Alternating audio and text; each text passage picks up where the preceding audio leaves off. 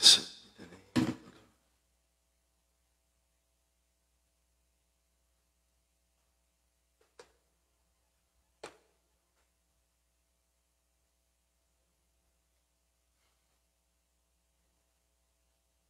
Blessed be the name of Jesus.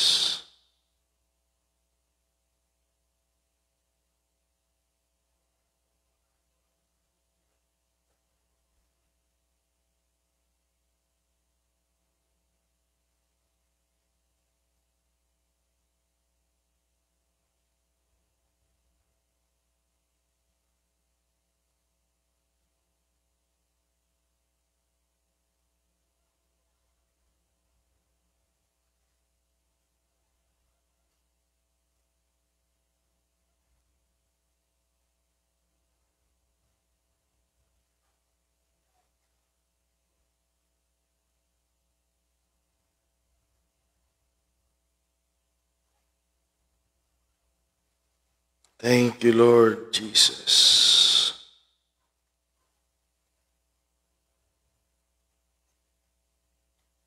Thank you, Lord. Ay dayaw ti Apo kakabsat. Salamat sa Panginoon. Sa gabing ito, mga kapatid, at tayo magpapatuloy sa pag-aaral. Amen. At naway manatili tayong uhaw sa pag-aaral, pagtuturo, mga kapatid, at sa paglago sa pananampalataya. Amen. At binabati ko kayong lahat sa pangalan ng Panginoong Jesucristo. Amen. Naway nasa mabuti tayong kalagayan, maging mga kapatid natin overseas. I pray na tayong lahat ay hindi lang naglilingkod sa Panginoon, masayang naglilingkod sa Panginoon. Magkaiba yung naglilingkod sa Panginoon na mayroon kasing malungkot. Okay, naway masaya tayong naglilingkod sa ating Panginoon. Amen. So, walang dahilan na maging malungkot pagkasama natin ang Panginoon. Minsan kahit sa gitna ng problema ay nagagawa pa nating ngumiti, magpuri, magpasalamat dahil kapag alam natin kasama natin ang Panginoon ay alam natin na may magandang mangyayari. Okay, so muli pagbati sa inyong lahat, kakabsat ni Santa Cruz, mga kapatid natin sa UPCI, FF, at sa lahat ng kasama natin sa gabing ito. Pagpalain tayo ng Panginoon. Praise God. So mag-pray tayo panandalian, mga kapatid, sapagkat kailangan natin ng gabay lagi na ng Panginoon sa lahat ng pagkakataon, lalong-lalo na sa pag-aaral ng mga salita ng Panginoong Diyos. Upang ang salita ng Panginoon ay mapakinabangan natin kapag ito ay magagamit sa tamang kaparaanan. Okay, so let us pray, mga kapatid, for the sake of time. Amen. Hallelujah. So let us pray to God. Hallelujah. Salamat sa iyo, Panginoong Diyos. Pinupuri ka namin at sinasamba. Dakila ka, wala kang katulad. Sa iyong katapatan, sa iyong biyaya, sa iyong habag, kagandahang loob, lalo na sa pag-ibig mo, Panginoon. Maraming salamat po. Kaya, O Diyos, marapatin mo na magalak ka nawa, Panginoon, sa amin. Pagtatalakay ng iyong mga salita sa gabing ito, sa ikalalago at kaunawa ng iyong mga anak, Panginoon. Lord, basbasan mo kami, samahan mo kami, Lord. Lukuban mo kami ng iyong banal na dugo upang mahayag sa amin ang direksyon mo, Panginoon. Because I believe, Lord, you can deal to each and every one of us personally on a single subject, Panginoong Diyos. And I hope, Lord, as you have always done, drop thoughts as we study, Lord. Pagkalooban mo kami, Panginoong Diyos, ng karunungan, kaalaman, kaunawang nagmumula sa iyo.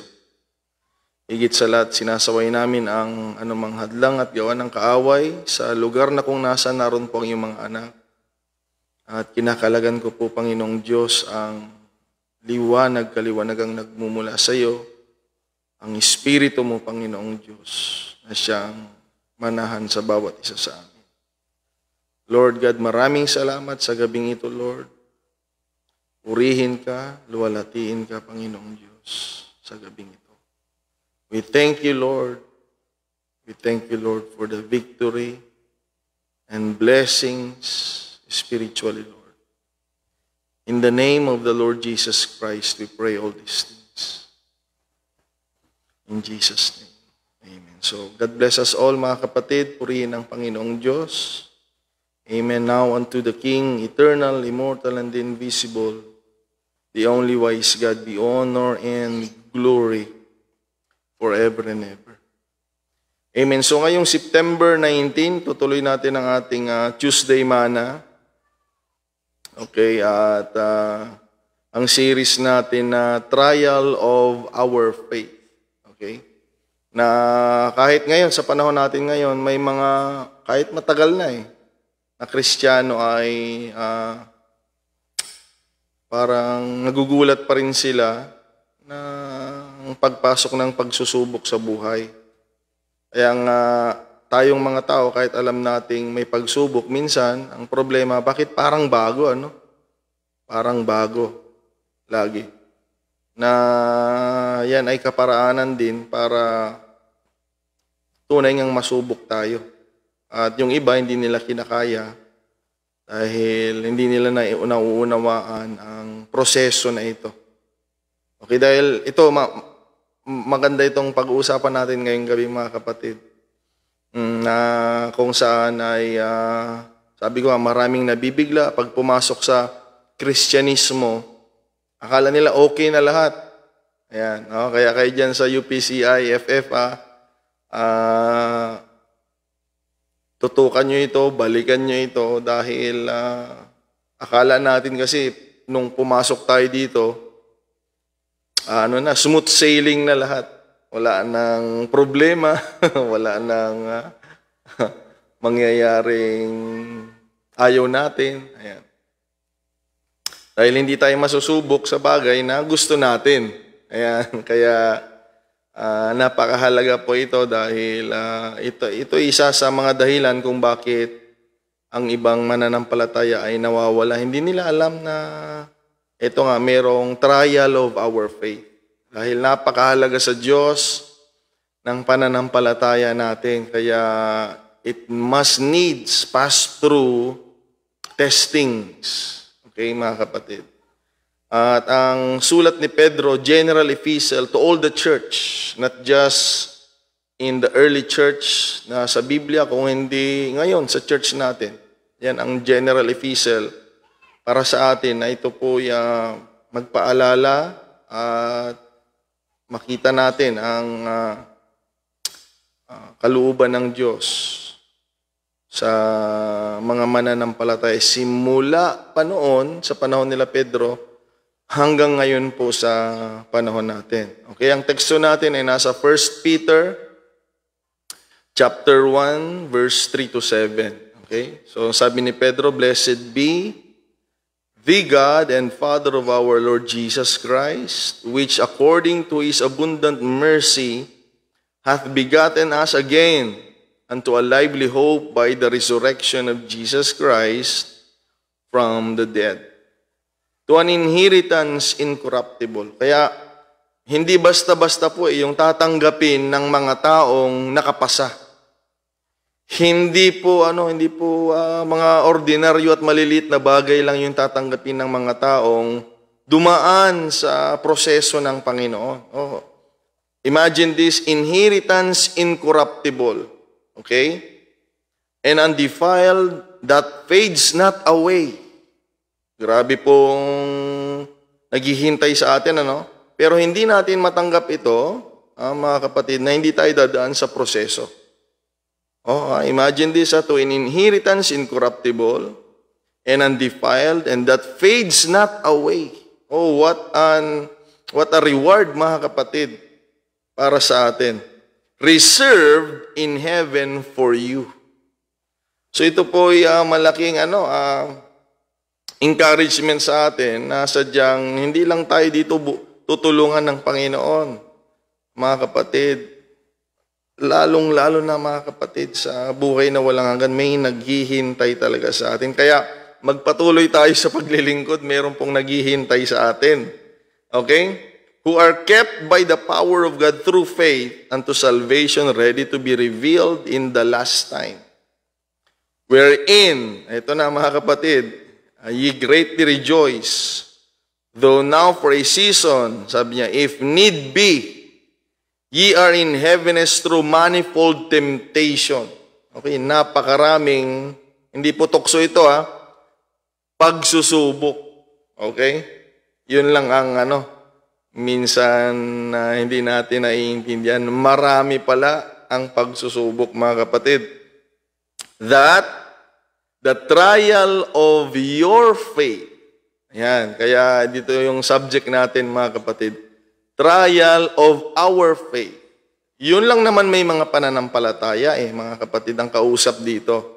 Mga mananampalataya. Dahil hindi naman tetestingin yung pananampalataya mo kung wala kang pananampalataya. So ito'y para sa church, mga kapatid. Okay? Being much more precious than of gold that perisheth. Though it be tried with fire, it might be found unto praise and honor and glory at the appearing of Jesus Christ. So, ang gusto ng Panginoon ay hindi pananampalataya at paniniwala lang. Na lahat naman tayo may paniniwala, mga kapatid. At kagaya din ng diablo, ang demonyo, meron din silang paniniwala na may Diyos. Pero hindi nasubok So, interesado ang Panginoon sa pananampalataya na nasubok po, mga kapatid. Kaya itong lesson natin ay pag sinabing pagsubok, dadaan tayo sa hindi komportableng daraanan. Yan, hindi natin kagustuhan. Wala pong naghahanap dito ng problema. Walang naghahanap dito ng pagsubok. Walang nakakamiss ng problema. Wala pa ako narinig niya, namimiss ko na yung problema, wala po niyan, mga kapatid. So, tila baga idadaan tayo doon upang subukin ang dapat subukin. Kaya, ibig sabihin, sa mananampalataya, dadaan tayo sa buhay na hindi tayo komportable. Hindi natin hiningi, hindi natin ninasa, hindi natin kagustuhan. So, dito po ay maiiwasan din natin na maging judgmental sa kapwa natin mananampalataya. Na pag nagkasakit siya, hindi mo pwedeng sabihin, ayan kasi, siya ay siguro yan. Siguro, ganito-ganito siya yan. Hindi natin pwedeng isipin yun dahil marahil sinusubok lang yung kanyang pananampalataya. Okay?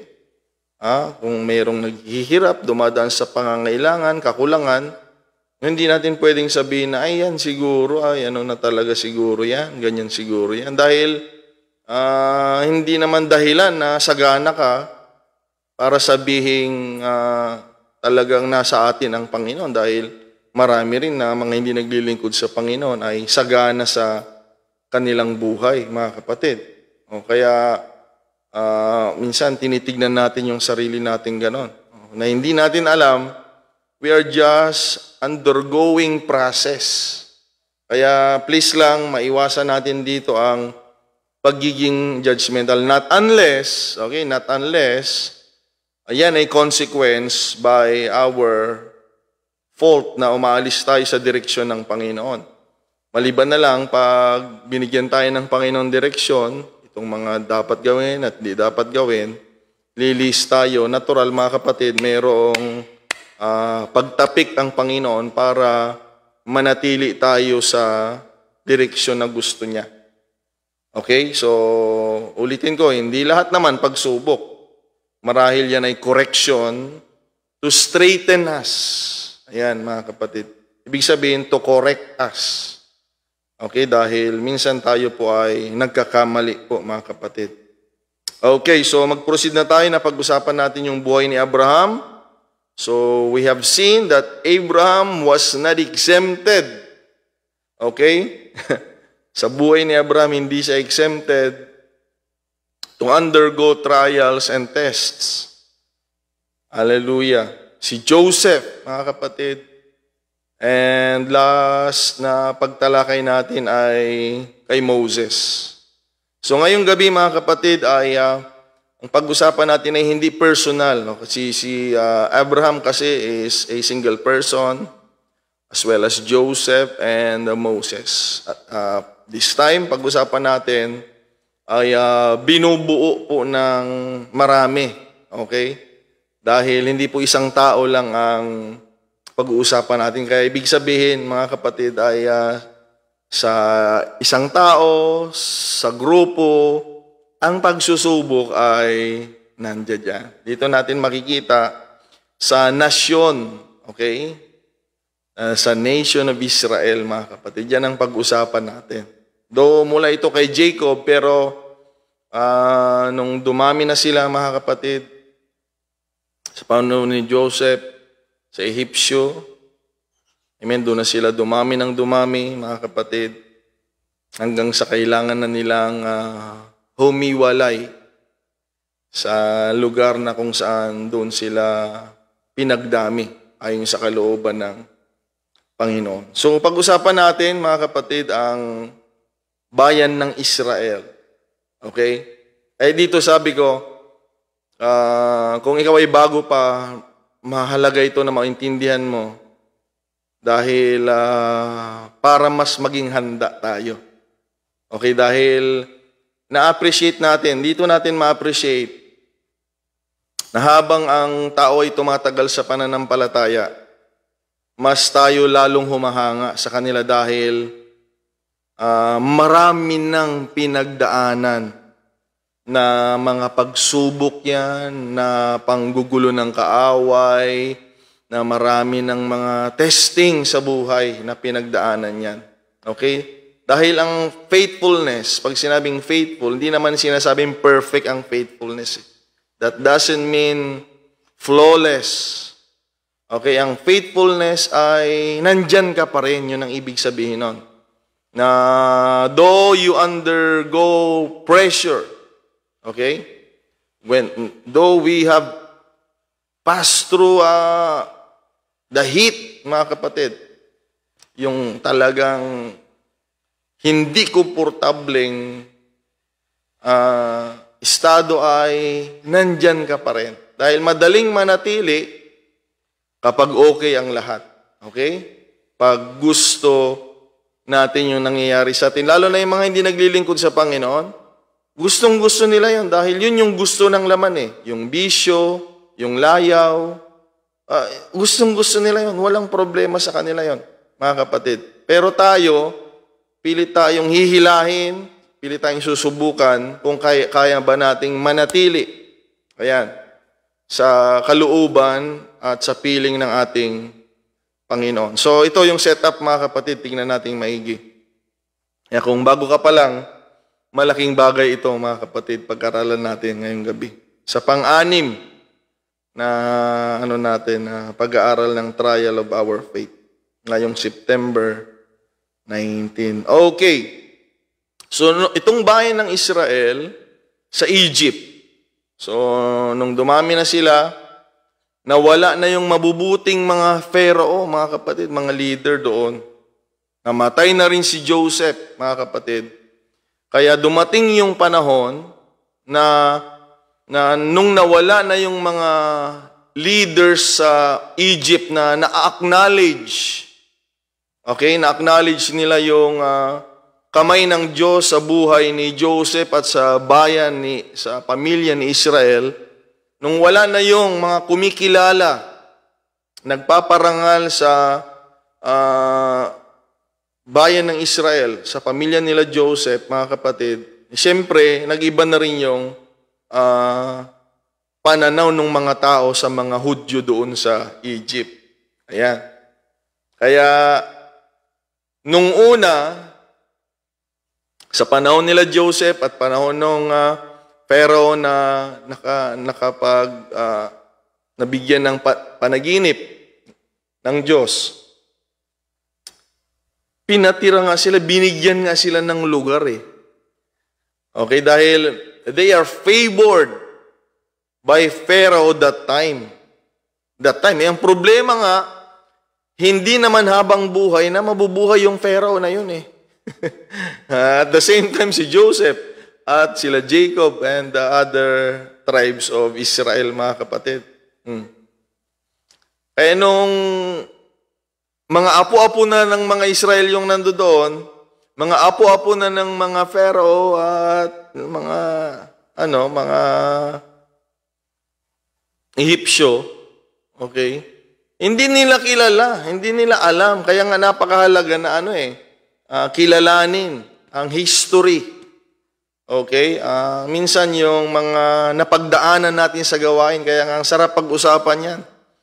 Yung mga pagsubok, sino yung mga naghirap, ayan, sino yung nagsakripisyo, para na-acknowledge pa rin natin, mga kapatid. Okay? At nakikita natin ng biyaya at tulong ng Panginoong Diyos. So that time, siyempre dahil hindi na nila alam, parang sa pamilya natin, no? Pag wala tayong mga reunion, nasusubukan namin yan noon, nakakalaban na pala namin noon, mga kamag-anak na namin. Dahil hindi na na-acknowledge, ayan. Hindi na nakikilala, kalaban mo na pala. Yung mga magkita-kita sa barangay, mga kapatid. Anak ni Kwada ito, anak ni ayun na, mga kapatid. So parang ganun, nung wala na yung mga nauunang mga magkakasamang matatanda noon sa Ehipsyo, sa side ng mga Israelita at sa side ng mga Ehipsyo, wala nang pagkilala sa mga Hudyo at nagiging threat na ang mga Hudyo sa mga Ehipsyo. Kaya sabi nila, nag-alala sila, mga kapatid, na ito nga, di ba sa anong kapanganakan ni Moses, patayin yung mga sanggol na lalaki. Okay? Parang matira na lang mga babae na pwede namang maging mapangasawa ng mga Ehipsyo. Para hanggang sa ang point nila, wala nang pure na Hebreo, mga kapatid. Yun yung plano ng Ehipsyo. Pero mga kapatid, ang kamay ng Diyos walang pwedeng pumigil dyan. Okay? Ano man ang plano, lihis sa kalooban ng Panginoon, mangyayari yan eh. Yung mga masasama, mangyayari pa yan. Mangyayari yan. Pero may hangganan yan. May hangganan po yan. So, mga kapatid, dito, sa panahon ng Ehipsyo, makikita natin sa leadership ni Moses. Okay? Napag-usapan na natin yung calling niya, mga kapatid. Ngayon naman, madaanan natin konti yung ministry niya. Okay? So dito, mga kapatid, so bago pa lang, kumbaga, itong bayan ng Israel na makasalamuha ang lingkod ng Panginoon, ang presensya at kapangyarihan ng Diyos, doon lang nila muli makikita ng hayagan. Ang pag-iingat ng Diyos ay sumasa kanila. Pero dito lang muli nila makikita. Okay? Kaya nga, nung sabi ni Moses, pag tinanong nila ako doon, yung mga matatanda na mga Hebreo, anong sasabihin kong pangalan mo? Sabi ni Moses. So, mga kapatid, i-introduce palang ni Moses. Okay? That time. So, dahil pinipigilan nga sila ng Pharaoh, napilitan ng Panginoon na gumawa ng hindi ninanais ng tao. Yung tinatawag nating 10 plagues. Okay? Yung salot. To convince Pharaoh. Mga kapatid, na yan yung makikita natin when we go against what pleases God, mapipilitan na lang ang Diyos. Ang Diyos, gumagawa lang yan ng masama sa tao, napilitan lang yan. Okay? Hindi kalooban ng tao o ng Diyos na pahirapan ng tao.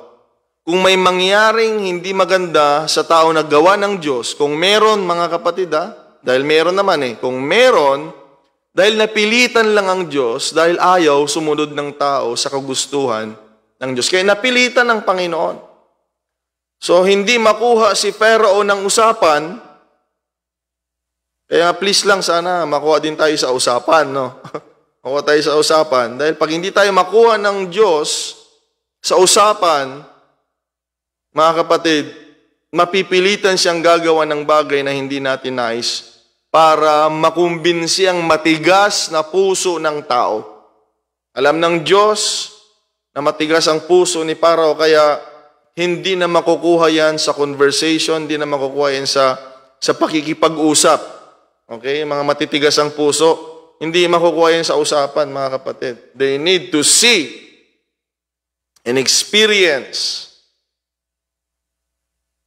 Mahirap lang yung kapangyarihan ng Diyos na hindi natin nais, mga kapatid. Dumating yung salot ito, mga kapatid. Dahil hindi pa na-introduce, wala pang talagang personal relationship itong grupo ng mga tao na ito, ng mga Israelita. Wala pa silang personal relationship. Though nandoon sila sa Egypt. Okay? Doon talaga pinadala ng Panginoon yung mga salot na ito. Alam na natin yun. Hindi naman natin kailangan ng isa-isahin. Na, tingnan ninyo, ang target lang noon, mga kapatid, ang message ay para sa Pharaoh at sa mga Ehipsyo. Kaya karamihan doon, karamihan doon, ang tinamaan lang talaga ng salot, ayan mga kapatid, ay ang bayan, mga Ehipsyo. Okay? Ang bayan ng Ehipsyo. Doon nandoon yung mga Israelites, mga kapatid. Sila mismo yung nahirapan talaga. So, hindi ginawa yun ng Panginoon para sa bayan niyang Israel, Ginawa niya yun para sa bayan ng Ehipsyo. Dahil hindi nga sila makuha sa usapan Okay? Kaya pag hindi tayo makuha sa usapan sa Panginoon, mga kapatid, yan ang dadalaw sa buhay ng tao, mga kapatid. Naway wag mangyari sa atin. Kaya nga sabi ng Biblia, paulit-ulit, pag narinig mo ang tinig ng Panginoon, wag mo nang patigasin ang iyong puso. Hindi natin kaya ang Panginoon, mga kapatid. Si Pharaoh, di ba, titigas-tigas din siya sa simula Titigas-tigas siya sa simula, pero bandang huli, mga kapatid, umiyak din siya Mga kapatid, kayang-kaya tayong paiyakin ng Panginoon, mga kapatid, kung magmamatigas tayo. Pero salamat sa Diyos, tayo naman ay handang matuto at sumunod sa kalooban ng Panginoon. So dito, mga kapatid, wala pa masyadong testing sa bayan ng Israel. Okay, nililigtas sila ng Panginoon. Kaya nga, ang nakikita ng bayan ng Israel, ito, mga baguhan, ang nakikita ng mga bayan ng Israel ay ito. Talagang iniingatan ako ng Diyos. Ang tinatamaan, mga Ehipsyo. Okay? Alam natin na walang namatay na panganay sa bayan ng Israel. Yung huling salot, alam natin yan. Pero sa bayan ng Ehipsyo, patay lahat ng panganay kahit mga hayop. Dakilang pagtangis yun, mga kapatid. So, pag ikaw yun, wala ka pang relasyon sa Diyos, nakikita mo, ang kamay ng Diyos, mayroong nangyayaring masama sa paligid, pero ako ay hindi tinatamaan. So, yun yung pumapasok sa isip mo. Dahil may instance din, mga kapatid, doon, concerning 10 plagues, yung nagkaroon ng kadiliman sa bayan ng Ehipsyo. Pero sa lugar ng mga Israelita, mga kapatid, ay may liwanag. Kaya nga,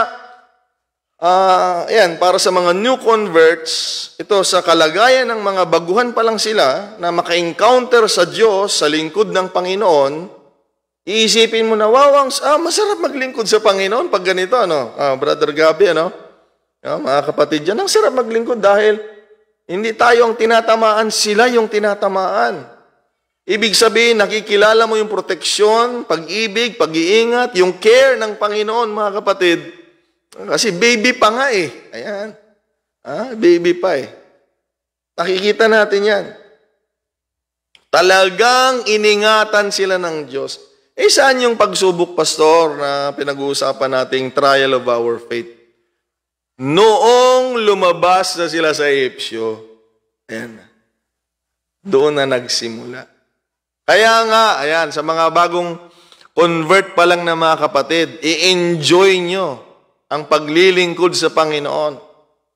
Dahil habang tumatagal na tayo sa paglalakbay sa paglilingkod. Lalo yan, mabilis na ang burn na. September na, mamaya December na, 2024 na naman mga kapatid. Ang bilis ng panahon.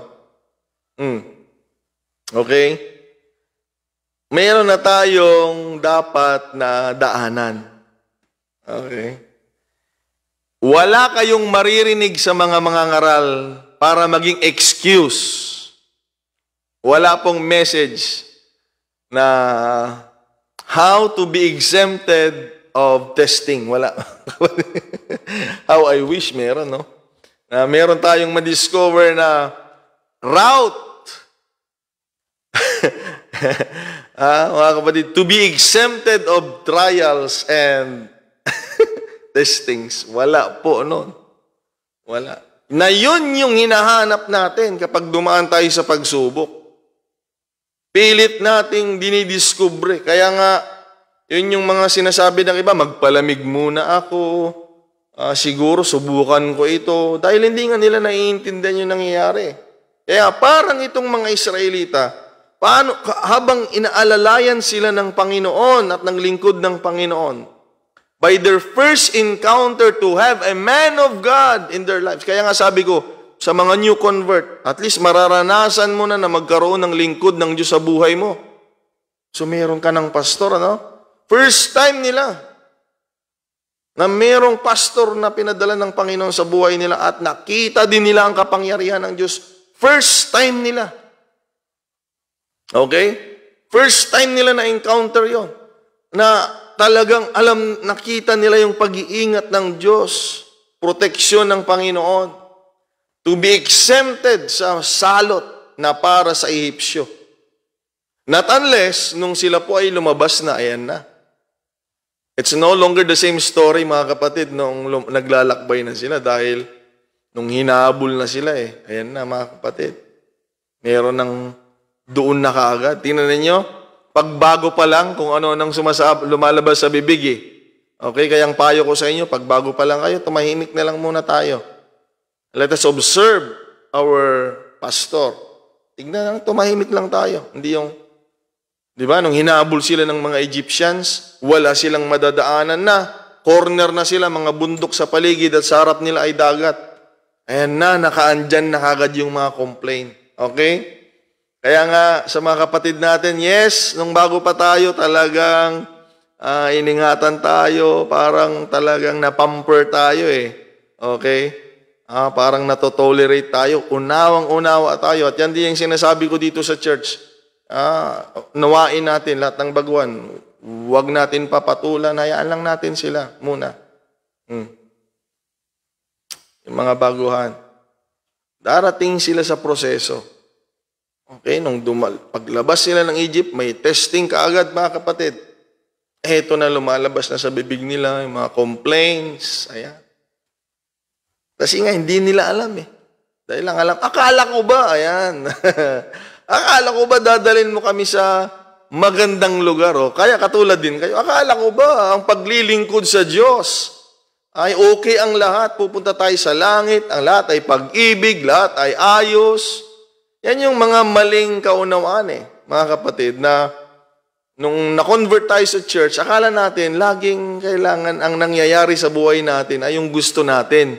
Hindi po pwede yun kasi nga hindi tayo masusubok. Kaya idadaan tayo ng Diyos, amen, sa pamamagitan ni Pastor Moses sa daan na gusto ng Panginoon upang masubok po tayo. Talagang hindi natin maintindihan po yan. Hindi natin maintindihan yan.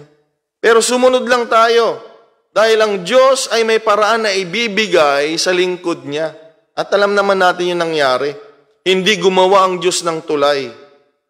Okay? Hindi sila binitbit. Pinakita ng Panginoon yung kapangyarihan niya nung gumawa ang Panginoon ng daan sa mga lugar na hindi natin inaasahang pwedeng daanan.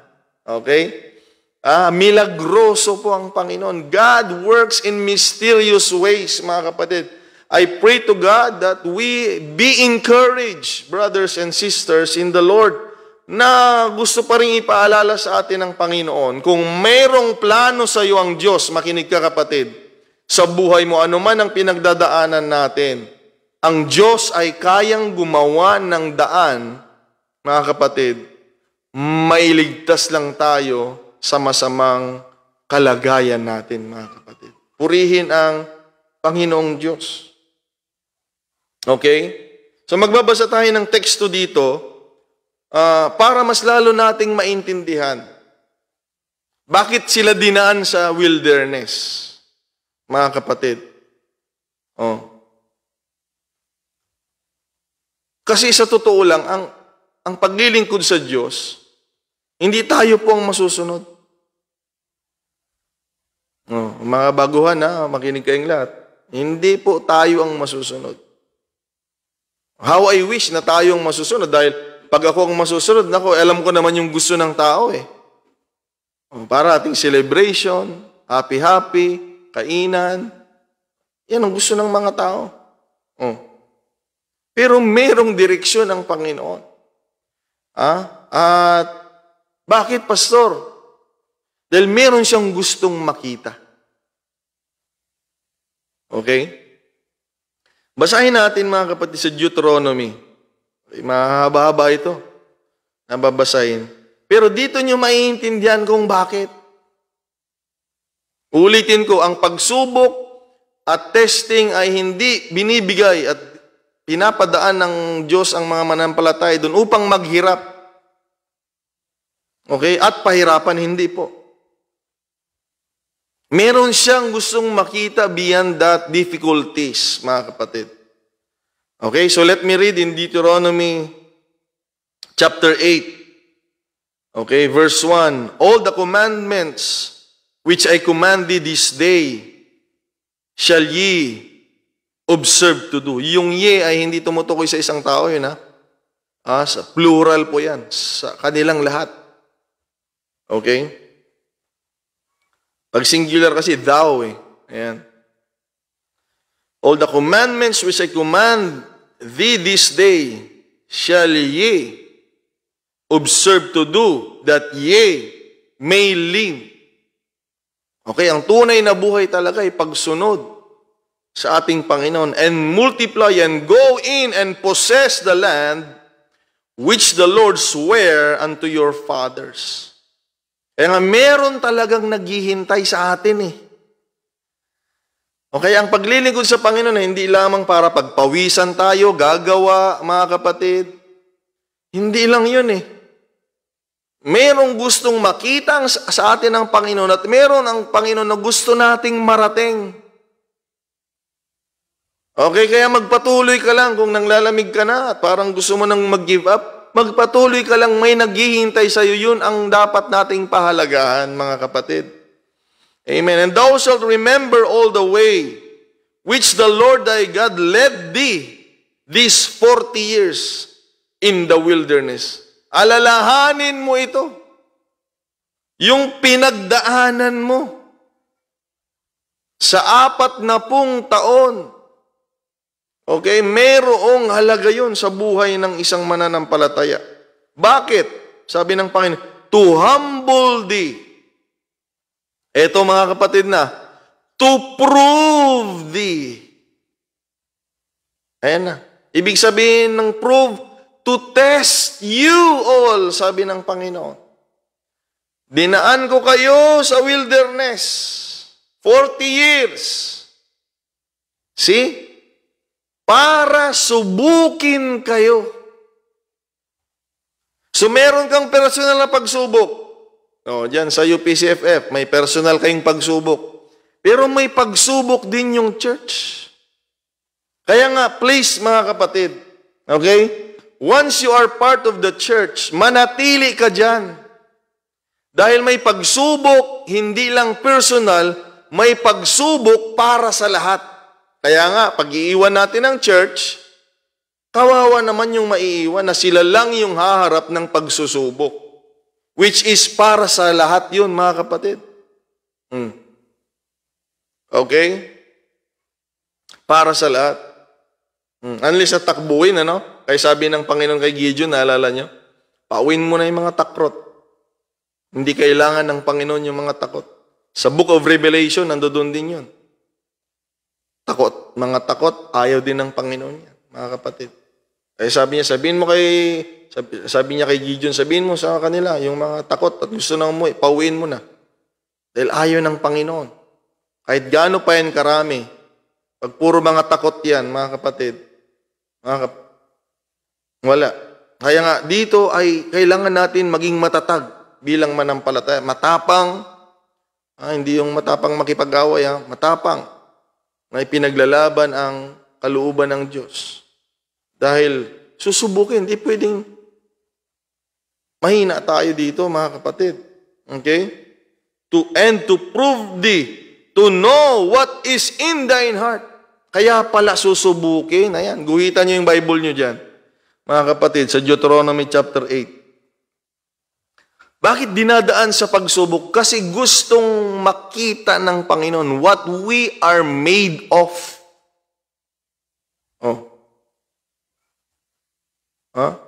Malalaman mo yung peke at totoo pag dumaan yan sa apoy. Nasa Corinthians yan, mga kapatid. Nakasulat yan sa Corinthians. Marireveal yung gawa natin when it passed through fire. Kung ang gawa natin ay gawa lamang sa hay. Ano ba yung hay? Dayami. Kahoy, sabi doon. Tanso, ginto, at pilak, mga kapatid. Malalaman mo na talagang ang tunay na kumbaga'y paglilingkod sa Panginoon pag dinaan mo yan sa apoy. Pinakamabilis maubos doon ay yung hay, yung dayami. Yung apoy, matagal din yan. Medyo matagal ng konti.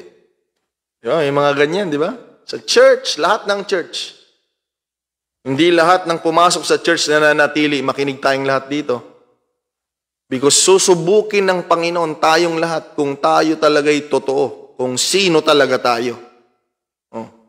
Yung iba sa simula lang yan. Parang dayami. Nawala kaagad. Yung iba kahoy na tumatagal ng konti, pero bandang huli, mawawala din.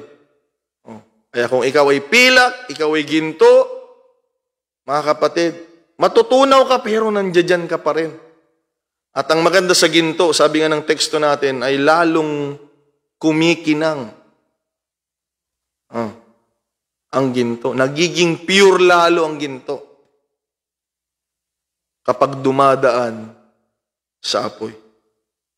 So mga kapatid, sa Egypt, hindi sila ganito. Pero nung nakalabas na sila sa Egypt, ito na. Dumaan na sila sa pagsubok. And to prove thee, to know. Yan, guhitan nyo yan. Susubukin lang. Hindi ka papatay, hindi ka pahihirapan ng Panginoon. Susubukin ka niya lang. Dahil dito siya interesado to know what is in thine heart. Whether thou wouldest keep His commandments or no. Ayan, marami naman, pag okay ang lahat, yes, yay.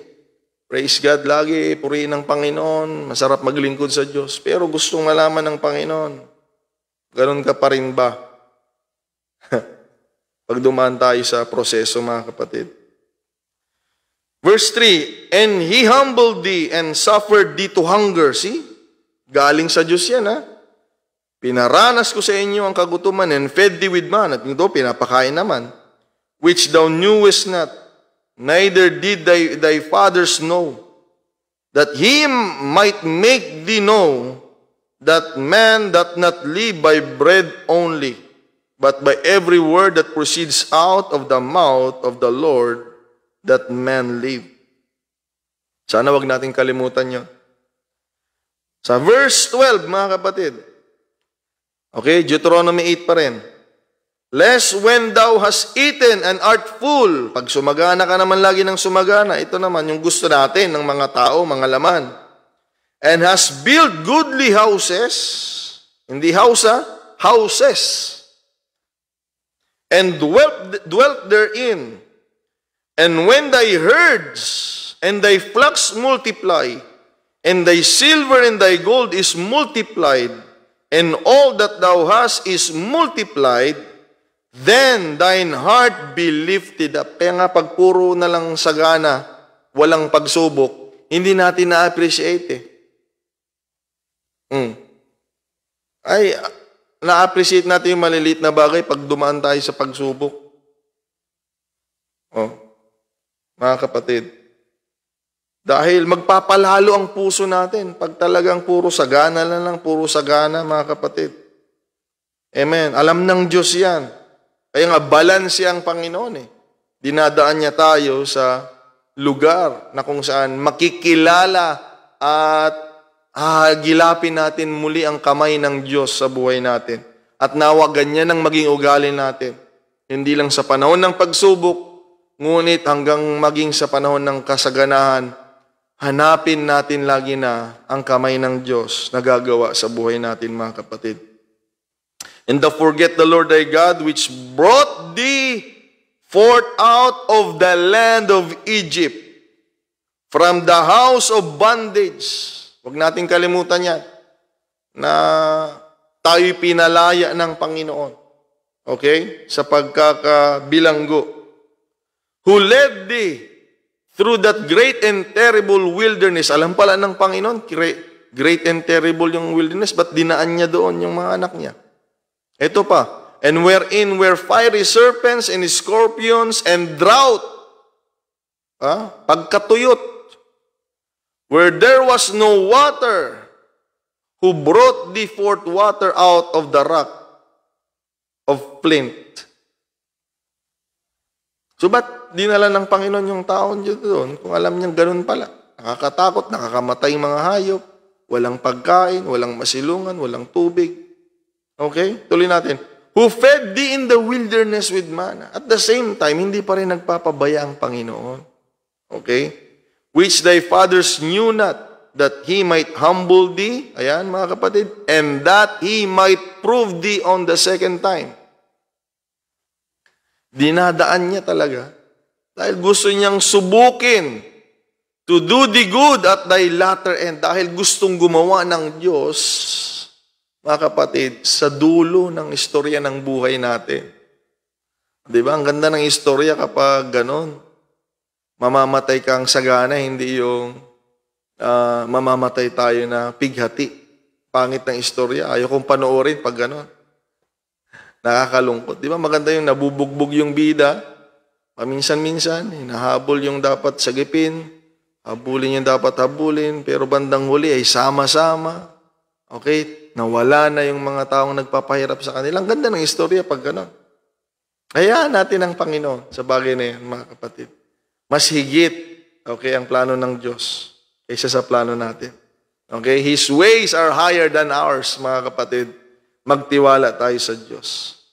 And thou say in thine heart, my power in my might and the might of mine hand hath gotten me this wealth. Okay, baka magmalaki ka na, sabi ng Panginoon. Sa iyong sariling kaparaanan, sa iyong kamay. Kaya nga, yes, may magagawang kamay natin, pero sabi ko nga kanina, hanapin natin ang kamay ng Diyos. Walang taong magmamalaki pag kamay ng Diyos ang gumawa, mga kapatid. Amen. Di tayo pwedeng kumuha ng credit pag alam natin kamay ng Diyos ang gumawa. Pero alam ng Diyos, pag na-tolerate ang mga bayan niya, ang tao niya hindi dumaan sa pagsubok. Hindi dumaan sa pangangailangan. Okay? Wala na, hindi na. Hindi na hagilapin ng Diyos. Okay? Nananalangin pero wala na. Relax. Nag-worship pero relax. Nakikinig ng Word of God pero relax na. Pero iba pag mayroon kang pagsubok, mga kapatid. Amen? Awitan pa lang, umiiyak ka na. Amen? Dahil hinahanap mo ang kamay ng Diyos. Ay alam ng Panginoon na baka magmalaki daw ang bayan niya.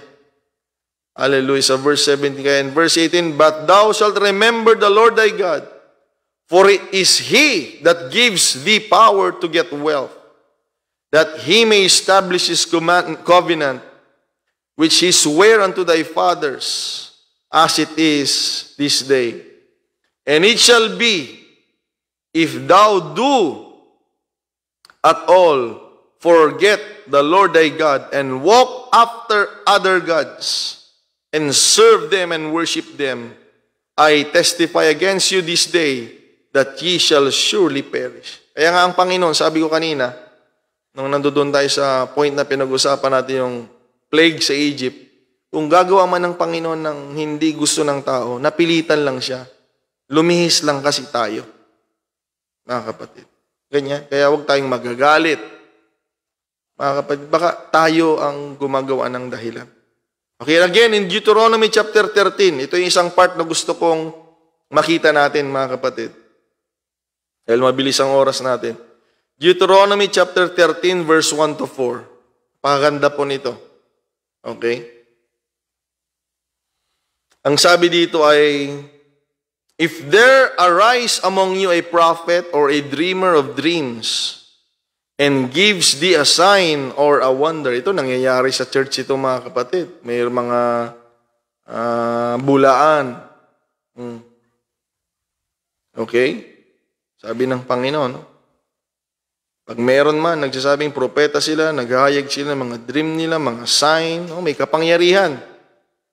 "And the sign or wonder come to pass." At nangyari nga naman, no? Talagang makukumbinsi tayo, isipin natin sa Diyos. "Whereof He spake unto thee, saying, Let us go after other gods." Pero pag iba na, ibang Diyos na. Okay, gods, sabi niya dito, "Go after other gods, which thou hast not known, and let us serve them." Sabi niya, "Thou shalt not hearken unto the words of that prophet." At sino man niyang lingkod ng Panginoon na magpahayag ng kapangyarihan at iinganyuhin kayo sa ibang Diyos na hindi nyo nakilala, huwag kayong sumunod. Kaya alam nyo bakit mayroong mga nadadaya, nainganyo? Dahil sumusunod sila kahit alam nilang hindi naman naituro sa kanila yon, mga kapatid. Kaya let us be thankful sa pagtuturo sa church. Dahil sa pagtuturo sa church, mga kapatid, yan ay nagbibigay ng direksyon pangkalahatan. Okay? Itong trial of faith na pinag-uusapan natin ngayon is not just solely for a personal people. It's not just talking solely to a one person. But at the same time, mga kapatid, ang pinag-uusapan natin dito, pag sinabing nation, group of people, kaya nga sa church, mga kapatid. Okay? Meron kang personal na gusto mong marating ayon sa kalooban ng Panginoon, pero huwag mong itigil doon dahil meron ding plano ang Diyos sa church na gusto nating marating. Hindi pwede matagumpay ka, yung church hindi, mga kapatid. Tandaan po natin yan, ha? May personal dealing sa iyong Panginoon, may kalooban sa iyong Diyos, pero may kalooban ang Panginoon pangkalahatan. Okay? Sa church. Kaya nga, please lang, dyan ka lang, support your church, love your church. Dahil pag hindi, mahirapan yung church kasi mayroong pagsubok para sa church. May pagsubok para sa iyo personal. May pagsubok para sa kabuuan, mga kapatid. Okay? And then in verse 3, mga kapatid, "Thou shalt not hearken unto the words of that prophet or that dreamer of dreams, for the Lord your God proves you." Ayun na naman yung salitang susubukin, mga kapatid. Pakinggan natin ito. "To know whether ye love the Lord." Lahat. Kaya may pagsubok talaga. Personal, This time may pagsubok sa pangkahalatan. Kung mahal ba natin talaga ang Panginoon? To prove you to know whether ye love the Lord your God with all your heart and with all your soul. Ye shall walk after the Lord your God, and fear Him and keep His commandments and obey His voice, and ye shall serve Him and cleave unto Him. Ay ang Panginoon, mga kapatid, interesado siyang may makita sa atin. Hindi dahil nahihirapan tayo sa pagsubok, mga kapatid. Meron siyang gustong makita. Yung pruweba. Okay? At ito nga yung pag-ibig. So, sa pasimulan ng pag-aaral natin ngayong gabi, first time na encounter ng nation Israel sa Egypt na nagpadala ang Panginoon ng lingkod ng Diyos. First time nila na encounter yon. First time nila na encounter, mga kapatid, yung kapangyarihan at pag-iingat ng Diyos. Mga kapatid, nakita nila yon. Kaya nga sa pasimula, mga kapatid, nahayag ang pag-ibig ng Diyos sa kanila. At ganyan din naman sa atin, mga kapatid. Amen. Gumawa ang Diyos. Kaya nga, hindi na natin kailangan pang hanapin at tanungin ng Diyos kung mahal tayo ng Panginoon. Dahil sa pasimula, yan ang ginawa ng Panginoon. Okay? There is no question concerning the depth of the love of God, mga kapatid, sa mga tinawag niya. Okay? Kaya nga naalala ko noon, nung maliit pa si Sammy, batang-bata pa siya. Naliligo siya sa baptistry pa noon. Maliit pa siya eh. Wala pa siyang maliit. Baby pa yata yung isa, wala pa. Wala pa yata yung pangalawa naming baby. Mga kapatid. Binabanlawan ko siya dyan sa may labas, bago ko ipasok dito.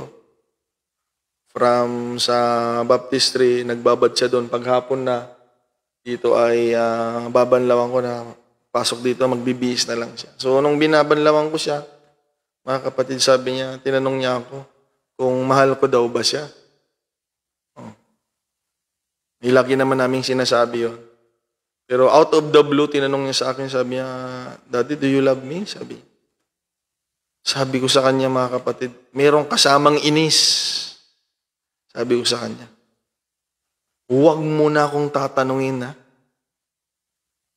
Sabi ko sa kanya, huwag mo na akong tanungin yan. Sabi ko sa kanya, dapat alam mo na yun. Kaagad akong binulungan ng Panginoon, mga kapatid. Pagkasabi ko sa anak ko yan, sabi ng Panginoon sa akin, huwag mo na akong tatanungin din ng ganyan, ha? Dapat alam mo na rin yun. Church, dapat alam natin na nung hindi pa tayo kaibig-ibig, minahal na tayo ng Panginoon. Kaya ngayon, huwag mong sabihin, ano man ang pagkakamali mo, sabihin, Lord, mahal mo pa rin ba ako? Kung noon nga, hindi pa tayo kumikilala sa iisang Diyos, di pa tayo marunong sumamba, humawak ng Biblia, umawit, manalangin, magpuri, minahal na tayo ng Panginoon. So, my point is, there's no need to question the love of God sa bayan niya. Maging sa church. Pero itong question, mga kapatid,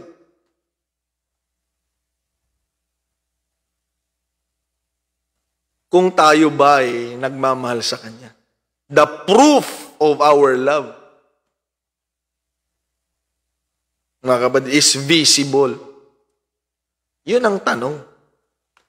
Okay, ulitin ko, there's no question on how God loves us. But the question is really this. How do we respond in return on loving God, mga kapatid? Kaya ngayon ang sabi ng Panginoon I prove you, I test you, I try you to know if you love me. Kaya nga pag dumadaan tayo sa pagsubok, amen, ay hindi dahil para masira tayo, meron lang gustong makita ang Panginoon. Okay? Kung lagi nilang okay ang lahat, ang daling magmahalan. Pero bakit may naghihiwalay na mag-asawa? Samantalang nagmahalan naman sila sa dambana, I do. Mga kapatid. O kaya nga sa relasyon, napakahalaga ng long suffering at saka patience. Hindi yan yung mababa na ngayon sa mga mananampalataya. Ang nagmamanifest lang ng fruit of the Spirit lang nila, love, joy, peace. Wala ng long suffering, wala ng patience. Na yan yung mga mahalagang bagay na para manatili sa relasyon. Patience, para tiisin yung mahirap na bagay. Long suffering, para matanggap mo pa rin kahit gawan ka ng masama. Yun ang ibig sabihin nun, mga kapatid. Bakit kailangan, ayan, ang tanong, ba't kailangan pa, pastor, na makita ng Diyos yung pag-ibig natin? Di ba? Magandang tanong yan. Dahil ang Diyos naman ay nakikakita ng puso eh. Ba't kailangan pa niyang makita ang pag-ibig natin sa gawa? Di ba? Magandang tanong yan. Ba't kailangan pa na makita ng Diyos na mahal natin siya? Ay niya tayo kailangan subukin. Bakit, mga kapatid? Parang ganito yan eh. Paliwanag ko muna. Bigyan niyo pa akong konting time ha. Rapid tayo matapos. Parang ganito yan. Alam niyo yung prayer, sabi ng Panginoon, mag-pray kayo. Okay, para tumanggap kayo. Ano? Di ba, mga kapatid? Pero actually, merong part dyan sa prayer, sabi ng Panginoon, bago pa kayo mag-pray, alam ko na yung pangangailangan ninyo eh. Kaya ang tanong, ba't pa tayo mag-pray? Ang point, gusto lang tayo ni Lord lumapit sa Kanya through prayer at mag-pray. Mga kapatid, gusto niya lang tayong makitang humihingi at naniniwala at nakikipag-usap sa Kanya. Pero sabi niya, bago pa kayo mag-pray, alam na niya. So alam na pala niya, ba't pa kailangang maipakita sa Kanya? Big deal sa Diyos yun, mga kapatid. Okay? Napakahalaga yun sa Panginoon na makita. Kaya yung pag-ibig natin, mga kapatid, kailangang makita ng Panginoon. Kaya dadaan tayo sa pagsubok. Ang pananampalataya natin, lalo na. Okay? Kailangang makita. Ulitin ko, alam ng Diyos ang puso natin kung mahal natin siya. Pero kailangang dumaan ni Abraham sa pagsubok para maipakita niya sa Diyos na handa niyang ialay ang buhay ng anak niya ayon sa kahilingan ng Panginoon. Alam ng Diyos na dadalhin ni Abraham sa bundok, mga kapatid. Alam ng Diyos na ihahain niya si Isaac. Pero God must needs see. Kailangang makita ng Diyos. Kaya huwag mong sabihin na, ay, kahit di na ako magsimba, nakikita naman ng Lord yung puso ko eh. Hindi niya nakita yung pag-ibig mo pag gano'n. Ay, kahit hindi na ako magbigay, alam naman ng Diyos na talagang siya ng pinakamamahal ko pag tinanong niya ako ngayon. Pero ayaw mong gumawa. Ang tinitignan ng Diyos, mga kapatid, ay ang paggawa din natin. Big deal sa Diyos. To show, mga kapatid. Di sana tahimik na lang yung church natin. Alam naman pala ng Diyos na mahal natin siya eh. But we need to worship Him. Shout, let us dance, let us, mga kapatid, declare and boast of all the goodness of God. Kailangan pa. Because God is, mga kapatid, desperate to see something from His people. Meron siyang gustong makita sa atin. Amen. That is the proof, mga kapatid. Kaya pag dumaan tayo sa hardship, nandyan ka pa rin ba? Dumaan tayo sa pagsubok, nandyan ka pa rin ba? Pag may hiningi sa iyong Panginoon, nandyan ka pa rin ba? Amen. Dahil yun ang gusto ng Panginoon eh. I want to know your love. I need to prove you. And we need to act upon it, mga kapatid. Okay? So God needs to see us, mga kapatid, doing something, mga kapatid, ayon sa kanyang kagustuhan. Kaya merong testing. Kaya merong trial. Amen. Kalain mo yun? Ang hirap nung pinagawa kay Abraham, pero ginawa niya. Kaya hindi na pwedeng tanungin ng Panginoon si Abraham, Abraham, mahal mo ba ako? Si Pedro lang yung tinanong. Pero si Abraham hindi. Napatunayan ng Diyos. Nakita niya sa puso ni Abraham at nakita niya sa gawa. Kaya nga ang pagpapatunay natin sa Diyos ay hindi lang sa puso. Kung hindi, mga kapatid, sa gawa. Alam naman ng Diyos, mahal ko siya, nananiwala ko sa Kanya. Dito na lang ako sa bahay, hindi na ako magsimba. Hindi na ako magbigay, hindi na ako manalangin, hindi na ako maglingkod. Alam naman ng Diyos. Hindi, ganon mga kapatid. Ibang Diyos yun, pag ganon. Dahil itong Diyos natin, the Lord our God, is desperate to see us, mga kapatid. Matatag sa pananampalataya at iniibig siya, mga kapatid, kahit dumadaan tayo sa pagsubok. In the wilderness, mga kapatid, kaya mo pa rin bang maniwala sa Diyos? Okay? Pag dinala ka ng Panginoon, maiisip mo pa rin ba na mabuti ang Diyos? In your wilderness. Doon, mga kapatid, yun ay unfruitful place. Okay? Walang tubig, mga nakakamatayang mga hayop, dry nga, no trees. All animals are deadly there, mga kapatid. Pero, kaya mo pa rin ba siyang mahalin pag pinadaan ka niya doon? Okay? Meron pa bang pag-asa pa rin na makikita? At lagi willing ka pa rin ba to pursue and obey when God proves you in the wilderness? Pag sinubok tayo ng Panginoon. Dahil ang gusto ng Panginoon, bago tayo makarating sa promised land, sa kagustuhan ng Diyos, na naghihintay para sa atin, gusto niya munang mapatunayan ang ating pananampalataya at pag-ibig sa Kanya. Dahil pag dinala tayo kaagad ng Panginoon sa masagana, maayos na buhay, basahin natin ulit itong Deuteronomy chapter 8, mga kapatid. Magmamalaki daw ang tao Magmamalaki tayo. At iisipin natin, sa kamay natin tayo nagtagumpay. Kaya dinadaan tayo ng Panginoon sa pagsubok upang manatili tayong aware na totoo ngang nagawa natin at naabot natin ang mga bagay-bagay na magaganda dahil merong kamay sa taas na gumawa para sa buhay natin. Purihin ang Diyos, mga kapatid, manatili tayo sa Panginoon.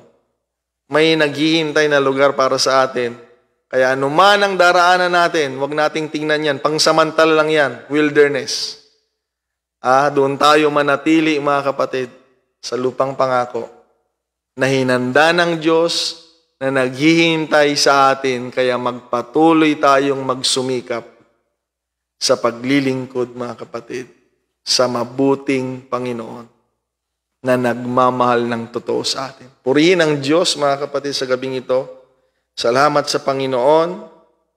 Amen. Pagpalain tayo ng Panginoong Diyos. Nawa ma-push tayo as a person of faith. Nawa ma-push tayo as a people of faith, as a church, na magpatuloy sa lakbayin, ano man ang mangyari. Amen. Magsama-sama tayong dumaan sa pagsubok, pero ang maganda, magsama-sama din tayong makarating sa tagumpay na gagawin ng Diyos sa buhay natin. Purihin ang Panginoon. Praise the name of the Lord, mga kapatid. Thanks be to God. Salamat sa Diyos. Tayo po'y manalangin, panandalian, mga kapatid. Hallelujah. Maraming salamat, dakilang Ama namin na mabuti at tapat. Salamat po, Panginoong Jesucristo. Nakila ka, O Diyos. Kaya Lord, salamat po.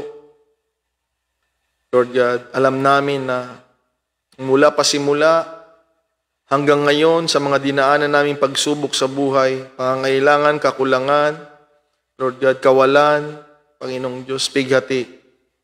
Lord God, hindi mo kami pinabayaan, kaya Lord, kami po'y nananatili. At magpapatuloy kaming maglilingkod sa iyo.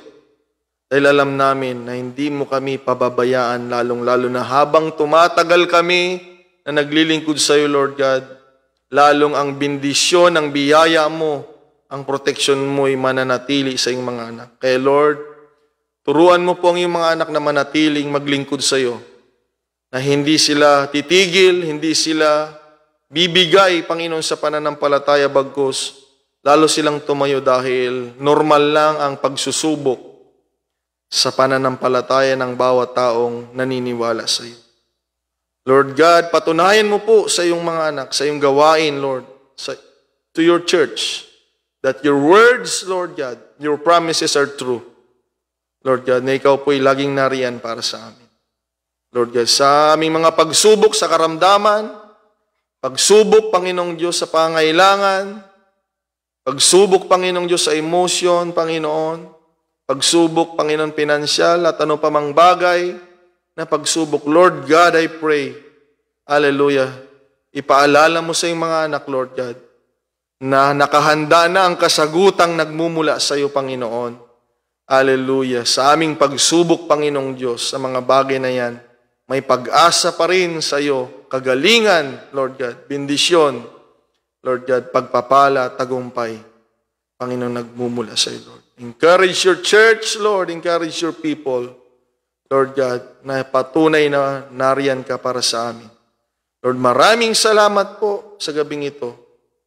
Thank you, Lord. Bless your people, Lord. Hallelujah. Ang bawat pamilya namin, ang ministry namin, at ang paglilingkod namin, Lord, ay patuloy panawang lumago, O Diyos, at madakilak at malwalhati, Lord God, hallelujah, hanggang sa mawasak ang gawa ng kaaway sa aming mga buhay, Lord. Purihin ka, sambahin ka, Lord. Hallelujah, Lord.